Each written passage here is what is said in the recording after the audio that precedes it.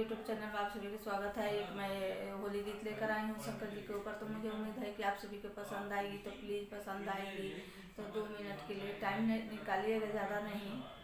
हमारे भी आप लोग सपोर्ट करिए। मैं होली गीत लेकर आई हूँ, गा रही हूँ। देखिए शंकर जी का ही है, मैं गा रही हूँ। बम भोले बाबा, बम भोले बाबा, कहवा रंगवनी पगड़िया। बम भोले बाबा, बम भोले बाबा, कहवा रंगवनी पगड़िया।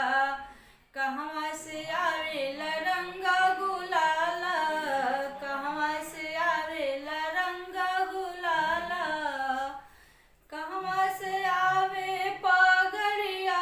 बम भोले बाबा, कहवा रंगवनी पगड़िया, कहवा से आवे पगड़िया। बम भोले बाबा, बम भोले बाबा, कहवा रंगवनी पगड़िया। कहाँ से आवेला रंग गुलाल, कहवा से आवेला रंग गुलाल, कहवा से आवे पगड़िया।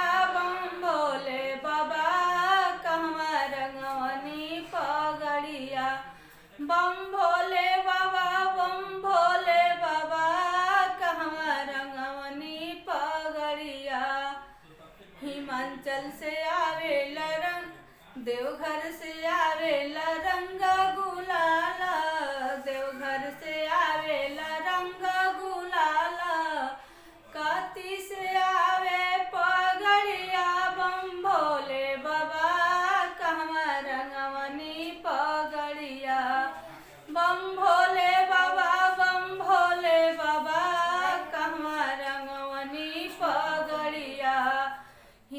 देवघर से आवेला रंग गुलाल, देवघर से आवेला रंग गुलाल, काती से आवे पगड़िया। बम भोले बाबा, कहवा रंगवनी पगड़िया। बम भोले बाबा, बम भोले बाबा, कहवा रंगवनी पगड़िया। हिमाचल में उड़ेला रंग गुलाल, हिमाचल में उड़ेला रंग गुलाल, पर्वत पर उड़े पगड़िया। बम भोले बाबा, कहवा रंगवनी पगड़िया। पर्वत पर उड़े पगड़िया। बम भोले बाबा, कहवा रंगवनी पगड़िया। हिमाचल में उड़ेला रंग गुलाल, हिमाचल में उड़ेला रंग गुलाल, पर्वत पर उड़े पगड़िया। बम भोले बाबा, कहवा रंगवनी पगड़िया। बम भोले बाबा, बम भोले बाबा, कहवा रंगवनी पगड़िया। ये हमारी होली गीत अच्छी लगी होगी तो लाइक शेयर सब्सक्राइब करिएगा। धन्यवाद।